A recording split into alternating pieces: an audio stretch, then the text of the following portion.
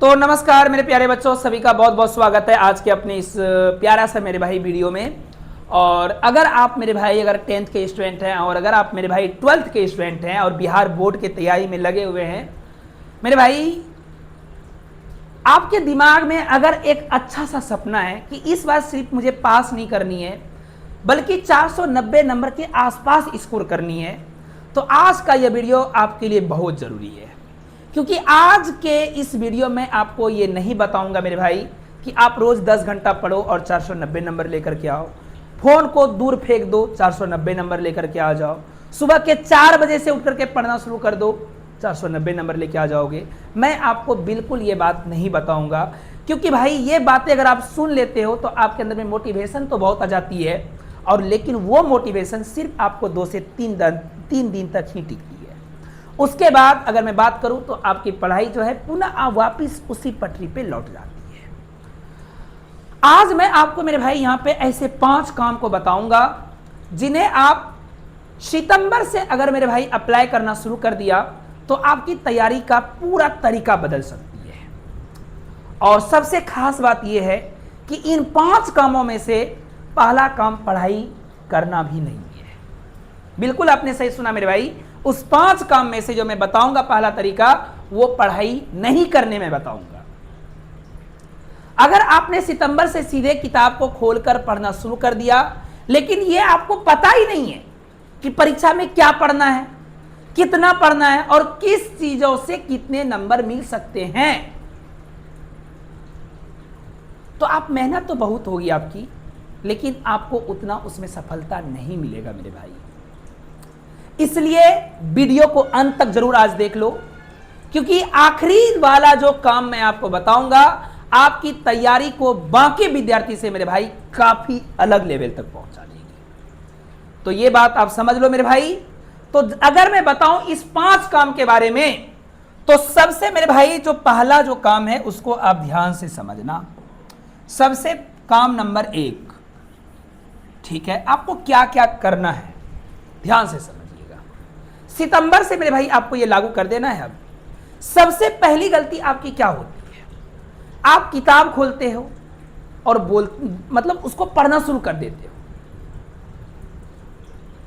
और आप यही मन में सोचते हो कि आज से कुछ भी हो जाएगा, मुझे किसी से कोई मतलब नहीं है, मुझे सिर्फ पढ़ना है। आप यही करते हो।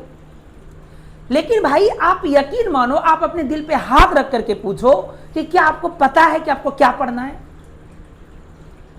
कौन से विषय को कितना पढ़ना है, कौन से विषय से मेरा कितना नंबर आएगा, आपको पता है? बिल्कुल नहीं पता है। तो जो अमूमन जो बच्चे गलती करते हैं उसको यह पता ही नहीं कि मेरा सिलेबस क्या है, कौन से विषय को कितना पढ़ना है, किस विषय से कितना पढ़ के कितना टाइम दे कि उससे हमको अधिक से अधिक आउटपुट मिल जाए।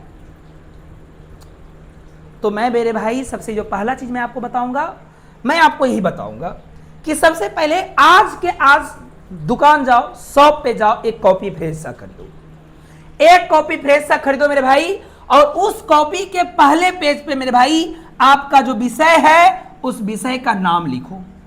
जैसे कि आपका मैथ है तो मेरे भाई पहला पेज पे मैथ लिख दो। अगर आपका सेकेंड सब्जेक्ट साइंस है तो मेरे भाई साइंस लिख दो।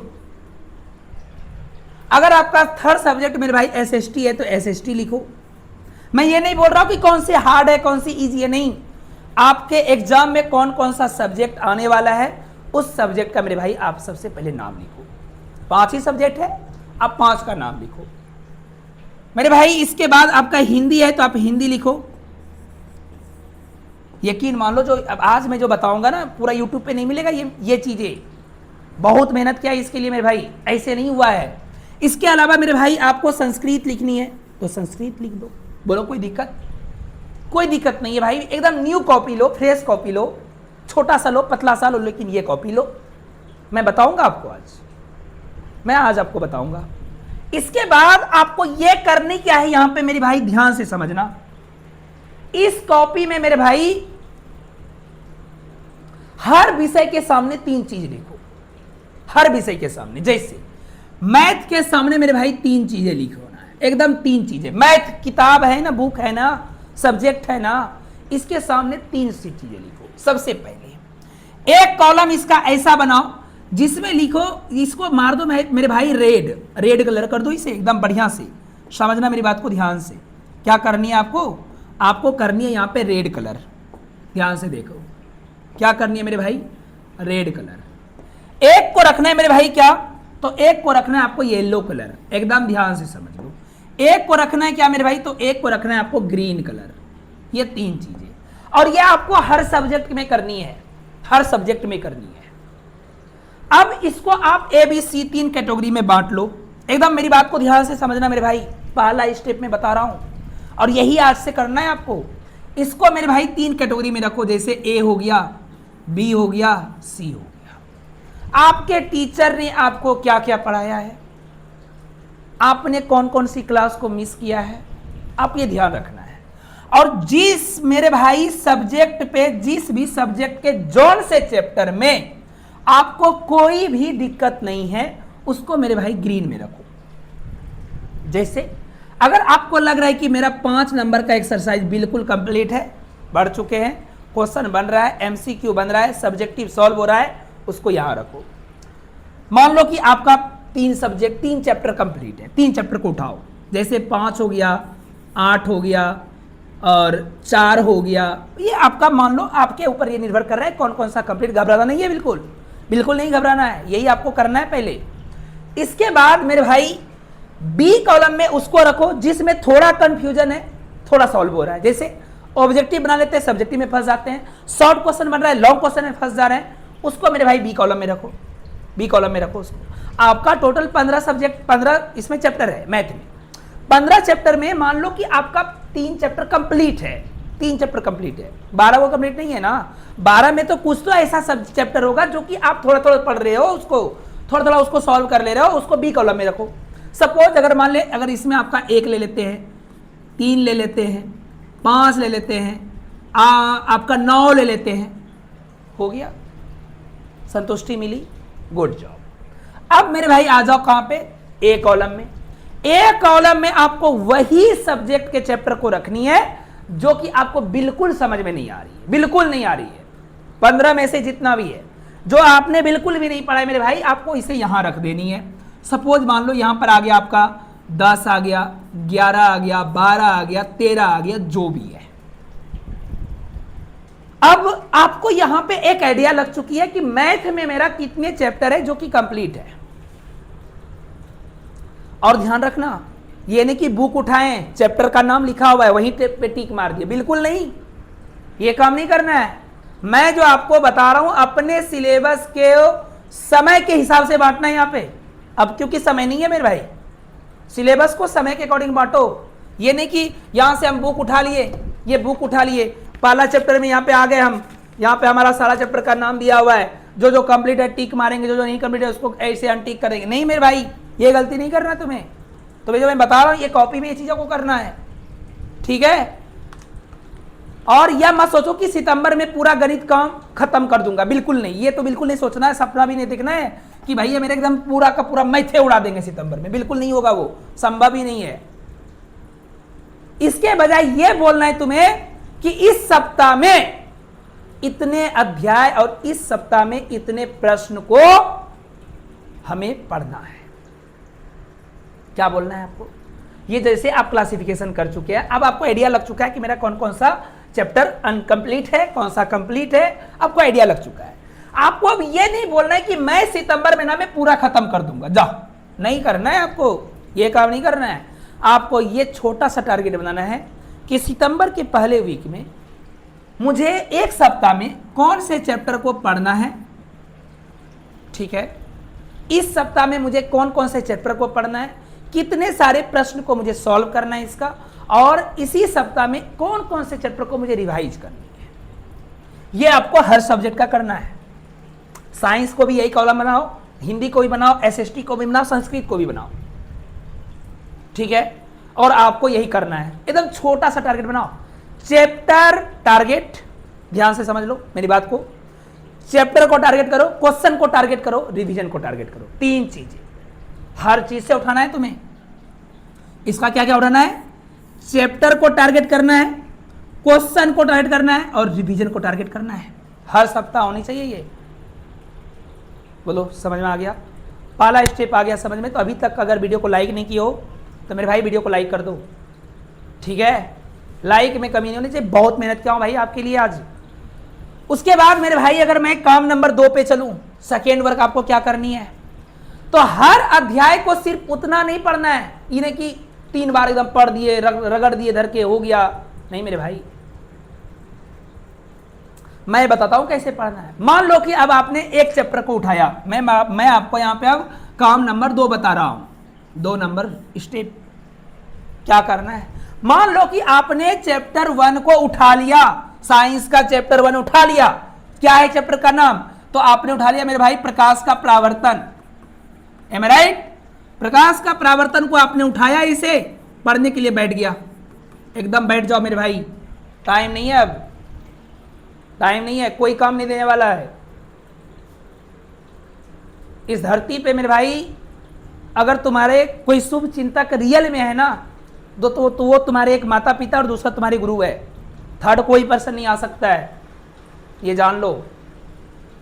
शुभ चिंतक में यही 2 होते हैं। तुम्हारे सफलता से सबसे अधिक खुशी तुम्हारे टीचर और तुम्हारे माता पिता होते हैं, ये बात जान लेना। तुम्हारा दोस्त क्यों ही ना हो, लेकिन जब तुम सफल करोगे ना कहीं अगर वो अनसक्सेस रहेगा ना, वो भी तुम्हें देकर के जलेंगे, 100% जलेंगे। और अगर सफल नहीं करोगे ना तो हंसेंगे, ये भी जान लो। इसलिए मेरे भाई किसी का कुछ नहीं सुनो, मेरी बात को समझ लो। मेरा बात बुरा लगेगा तुम्हें, 100% लगेगा बुरा, लेकिन मैं जो बोलूंगा फैक्ट के साथ बोलूंगा। इतने सालों का तजुर्बा है मेरे भाई, ऐसे मैं यहां तक नहीं पहुंचा हूं, तजुर्बा के साथ मैं बात कर रहा हूं, ठीक है?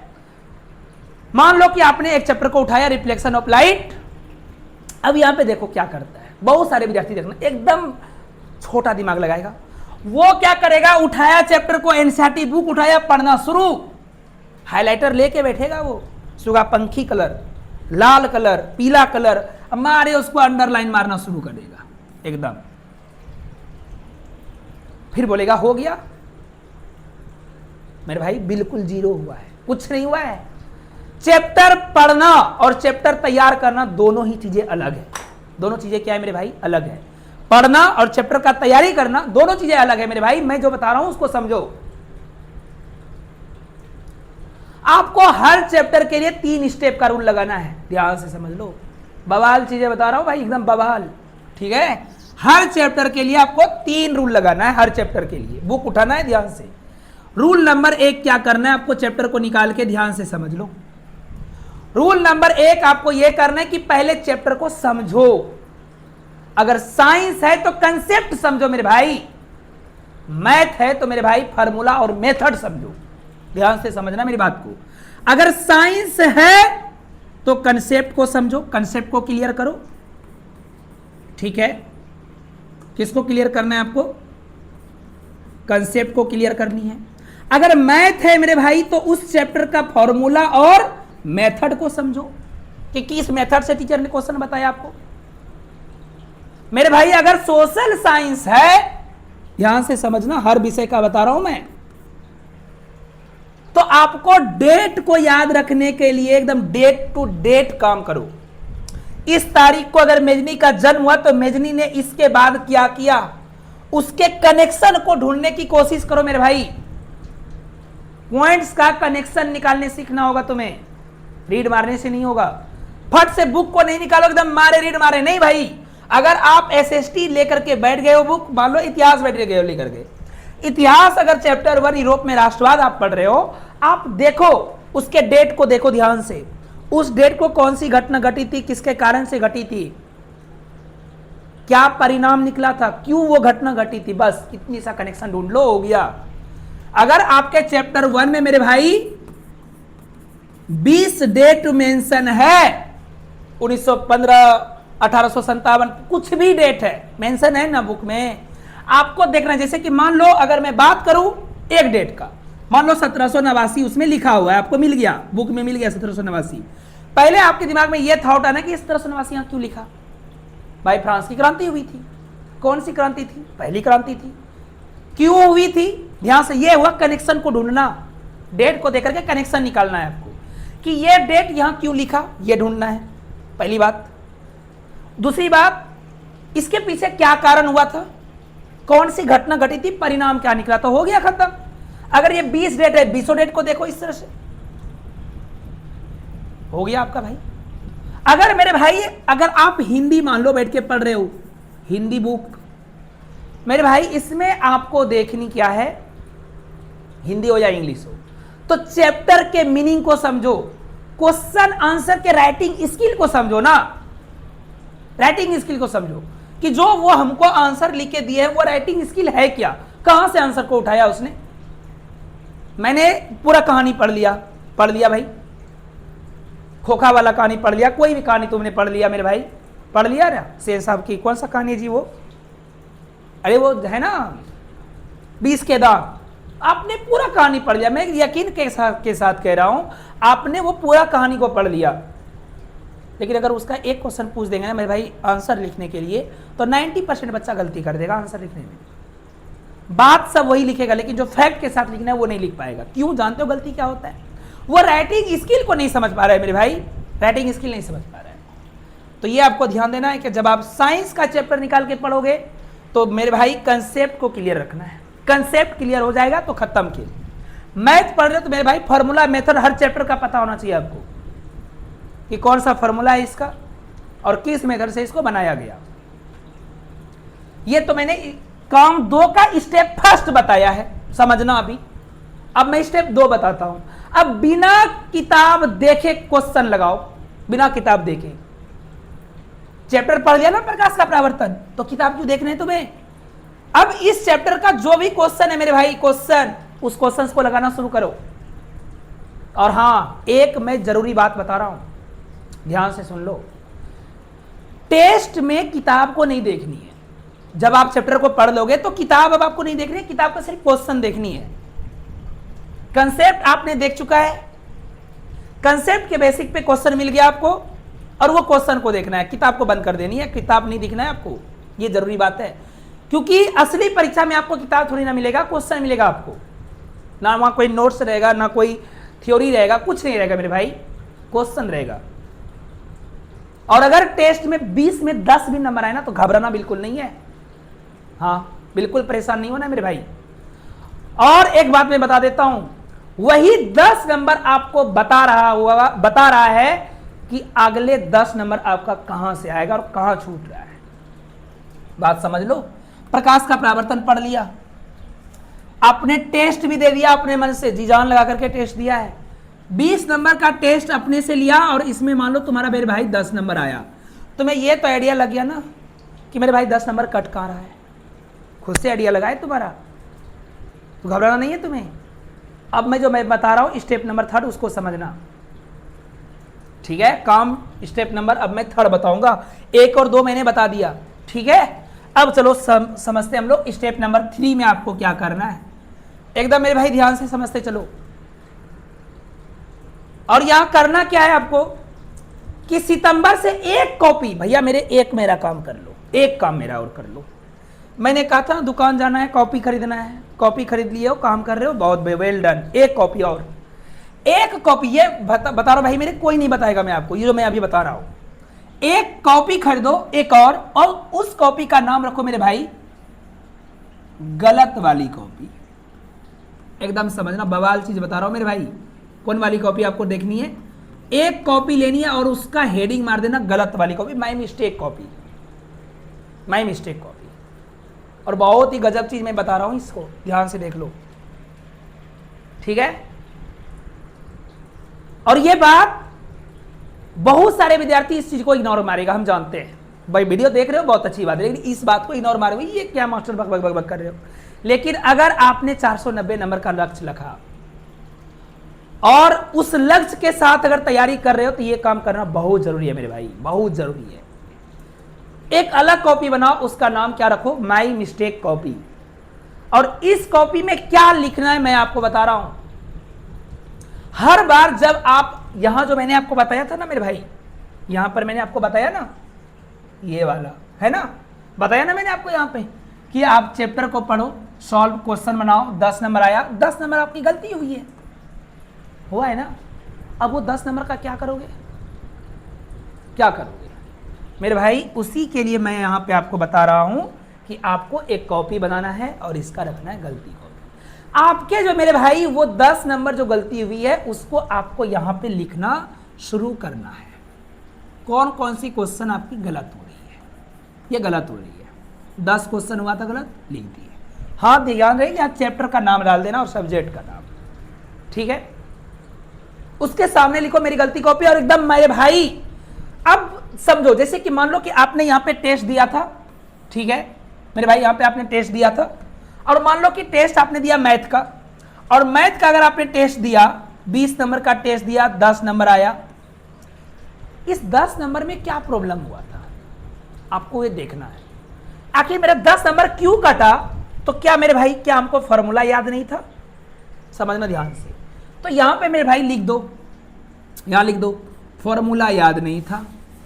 इस चैप्टर का हम टेस्ट दिए, फॉर्मूला याद नहीं था, ठीक। मैथ का मान लो बना रहे हो कॉपी में, फॉर्मूला याद नहीं था, या क्वेश्चन समझने में गलती हुई उसको लिख दो, कैलकुलेशन में गलती हुआ उसको लिख दो, आंसर पूरा नहीं लिखा था उसको लिख दो।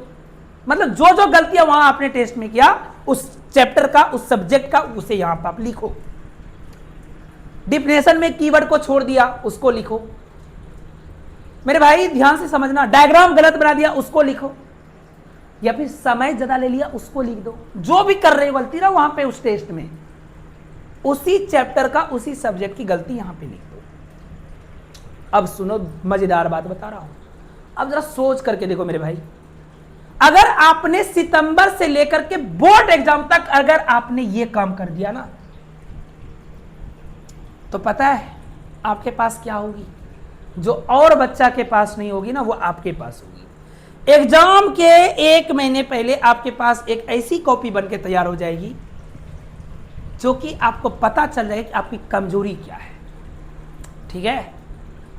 और मेरे भाई यकीन मानो बच्चे को यही पता नहीं था मेरा गलती कहां हो रहा है, मेरा कमजोरी कहां हो रहा है।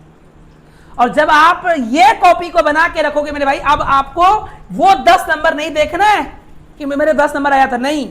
अब आपको सिर्फ ये कॉपी लास्ट में देखना है जब एग्जाम 1 महीना बचेगा, कि मेरा गलती क्या क्या हो रहा है एग्जाम में। जब हम टेस्ट दे रहे हैं तो मेरा गलती क्या क्या हो रहा है। गलती हो रहा है फॉर्मूला भूल जाते हैं, फॉर्मूला में पकड़ बनाएंगे लास्ट में। अब किसमें बनाएंगे पकड़, फॉर्मूला में।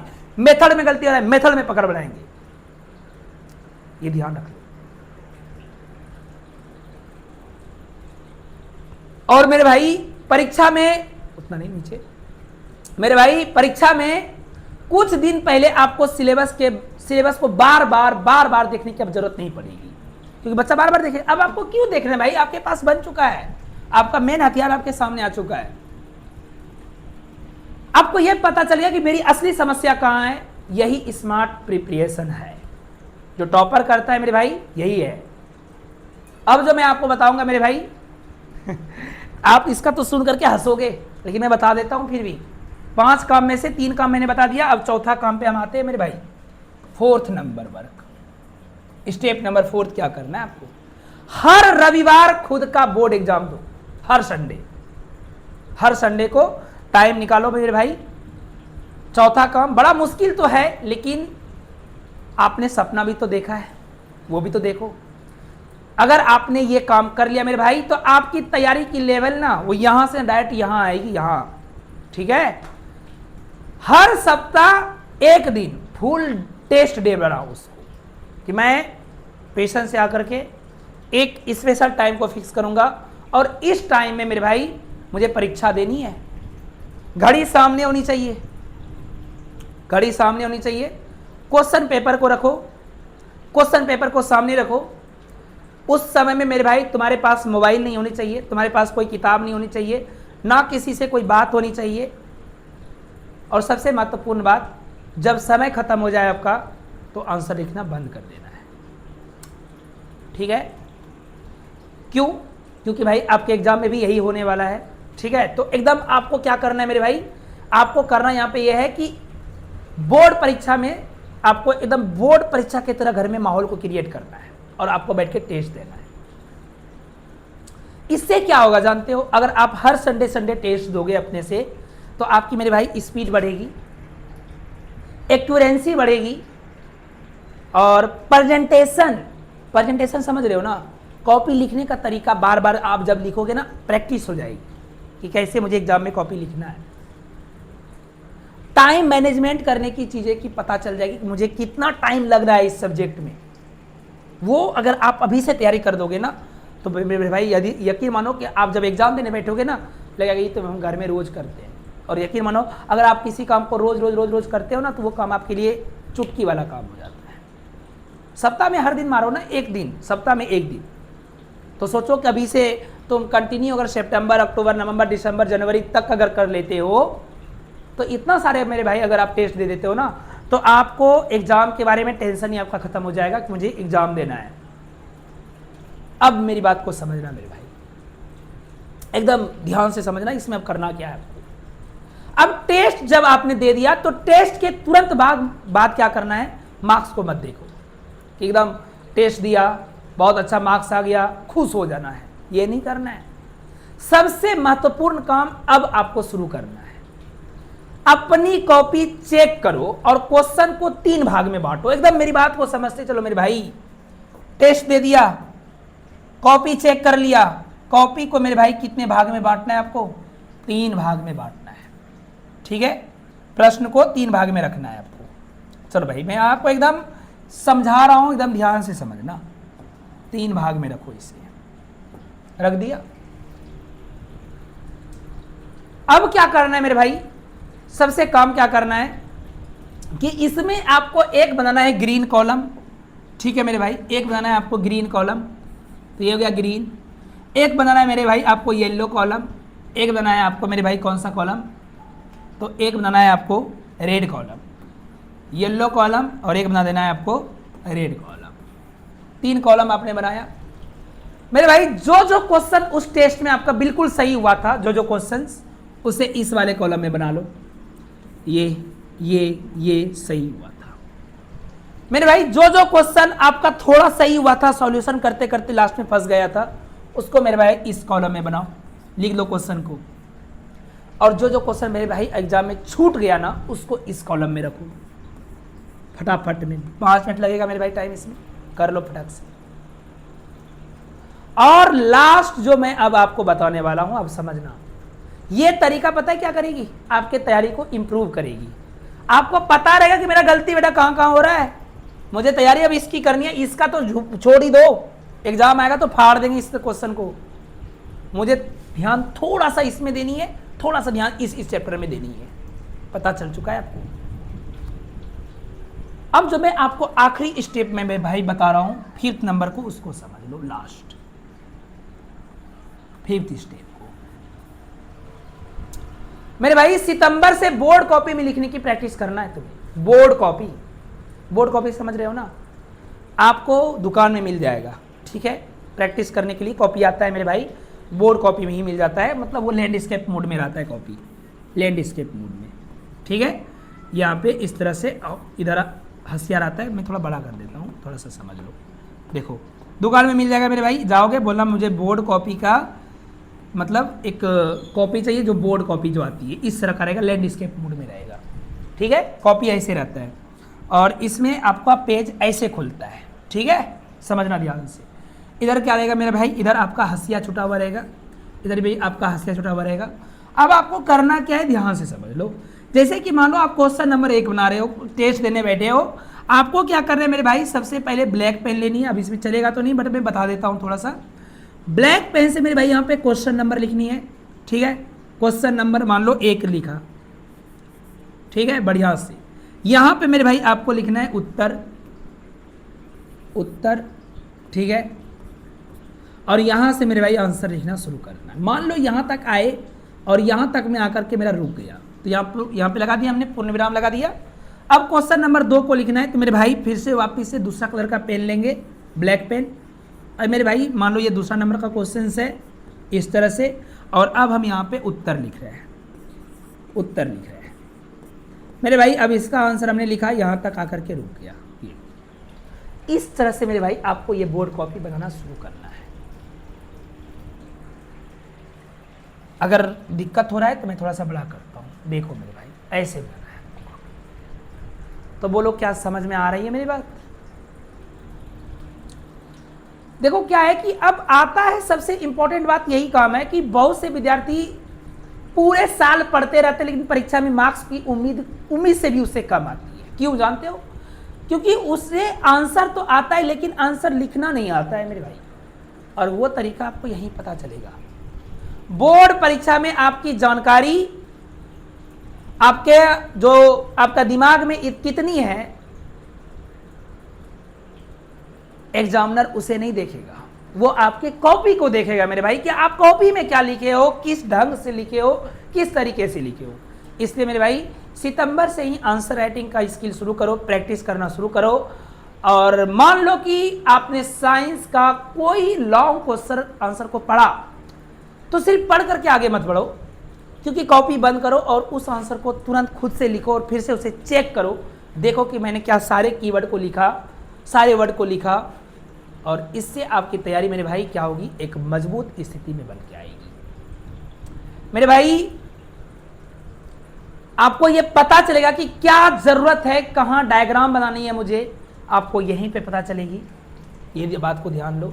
इसी तरह से आपको हर सब्जेक्ट में करनी है, सोशल साइंस में करनी है। आंसर को मेरे भाई पॉइंट वाइज लिखना है, हेडिंग कहां डालनी है, सब हेडिंग कहां डालनी है, वो सारी चीज़ों को मेरे भाई आपको लिखनी है। और ये अभ्यास कंटिन्यू करते रहो। मैं तुम्हें सिर्फ फाइनल आंसर मत डालो कि सॉल्यूशन करते करते बीच में कहीं गलती कर दिए और फाइनली आकर के हम यहाँ पे आंसर को डाल दिए, मेरे भाई गलत हो गया, ये नहीं चलेगा। आपको सिर्फ चैप्टर पढ़ने से काम नहीं चलेगा मेरे भाई, राइटिंग सेक्शन की रेगुलरिटी प्रैक्टिस करनी पड़ेगी आपको, कि मैंने ये चैप्टर पढ़ा उसकी रेगुलर प्रैक्टिस करो। यानी कि किताब से आपको लक्ष्य सिर्फ ये नहीं होना चाहिए कि मुझे चैप्टर आता है, ठीक है, मुझे क्या आता है मेरे भाई, चैप्टर आता है, किताब का ये लक्ष्य नहीं होनी चाहिए, ठीक है। और अब आप सबसे बड़ा सवाल, सितंबर से रोज कितने घंटे पढ़ना है, ठीक है, सितंबर से रोज कितने घंटे पढ़नी है। या मैं आपको एक बहुत ही जरूरी बात बताना चाहता हूं मेरे भाई कि 490 नंबर के चक्कर में ऐसा टाइम टेबल मत बना लेना मेरे भाई कि आपका पहले दिन 12 घंटा आप पढ़ लो, ठीक, 2-3 दिन तक टाइम टेबल मैनेज कर लो, और 2-3 दिन के बाद फिर मैनेज ही नहीं कर पाओ। इससे क्या होगा, आप डिमोटिवेट होगे, पढ़ाई भी नहीं कर पाओगे सही से। इसलिए मैं बताता हूँ आपको कि शेड्यूल ऐसा बनाओ जिसे कि तुम लगातार फॉलो कर सको। भले छोटा ही शेड्यूल रहे लेकिन शेड्यूल हम उतना ही बनाएंगे जिसे मैं फॉलो कर सकूँ। फालतू में बड़ा बड़ा सब नहीं करना है, ध्यान देना। आपको क्या करना है कि सबसे कठिन विषय जो आपका सब्जेक्ट है ना, उसे सबसे पहले आप टॉप प्रायोरिटी में रखना। फर्स्ट वर्क आपको यही रखना है कि जो कठिन सब्जेक्ट है आपके लिए ना, पहले आपको उसे निपटाना है। जिस विषय में सबसे ज़्यादा कमजोरी है पहले उसे पढ़ो मेरे भाई, ठीक है, क्योंकि जब दिमाग आपका फ्रेश रहेगा ना जिस समय में, उसी समय उस सब्जेक्ट को डाल के रखना, ताकि आपको जल्दी जल्दी वो चीज़ें समझ में आए। सेकेंड में मेरे भाई आपको रिवीजन और टेस्ट देते रहना है, ठीक है। उसके बाद मेरे भाई थर्ड में क्या करनी है, तो थर्ड काम वही है मेरे भाई कि आपको टीचर से कनेक्शन बना के रखनी है। सबसे इंपॉर्टेंट चीज़, आपकी गलतियाँ कहाँ कहाँ हो रही है, आप टीचर से कनेक्ट में रहिए और टीचर से इस चीज़ों का डिस्कस करिए। आपके जो भी टीचर है मेरे भाई वो आपके लिए बहुत मेहनत कर रहे हैं, आप उनसे कांटेक्ट में रहिए, वो आपके लिए हमेशा सॉल्यूशन निकाल के देंगे आपके लिए, ठीक है। स्टडी का मतलब सिर्फ मेरे भाई किताब के सामने बैठने से नहीं होता है। अगर आप 5 घंटे किताब के सामने बैठे हो और 2 घंटे मोबाइल चला रहे हो मेरे भाई, तो 1 घंटे सोच रहे हो कि मैं क्या पढ़ूं और 1 घंटे वही चीज़ें दोबारा पढ़ रहे हो, तो मेरे भाई इस तरह से करने से आपका 5 घंटा बर्बाद होगा। इसलिए आवर्स गिनने की ज़्यादा ज़रूरत नहीं कि मैं कितने घंटे पढ़ता हूँ या मुझे कितनी घंटे पढ़नी है, इसकी ज़रूरत नहीं है। आपको ये देखना है कि मैं आज कितना घंटा पढ़ा और मैं उससे कितना घंटे का आउटपुट लिया, ठीक है। तो मेरे भाई सितंबर से नवंबर तक आपकी स्ट्रेटेजी इसी तरह से होनी चाहिए। आप अगर इसी तरह से मेरे भाई करते रहोगे तो आपका बेहतरीन मार्क्स आएगा, ठीक है। सितंबर है, अक्टूबर है, नवंबर है, दिसंबर है, मेरे भाई प्रैक्टिस करते रहो, बढ़ाते चलो इसी तरह से। और मैं अब मेरे भाई इसी के साथ मैं आपको ये 5 जो टॉपिक को जो मैंने आपको समझाया मेरे भाई, बहुत मेहनत किया था मेरे भाई इसके लिए। अगर आपको ये वीडियो अच्छा लगा और आपको थोड़ी सी भी मेरे भाई आपको लगा कि नहीं आज से मैं कुछ कर सकता हूँ, तो वीडियो को मेरे भाई लाइक कर दो और सभी दोस्तों को मेरे भाई इस वीडियो को शेयर कर दो, ठीक है।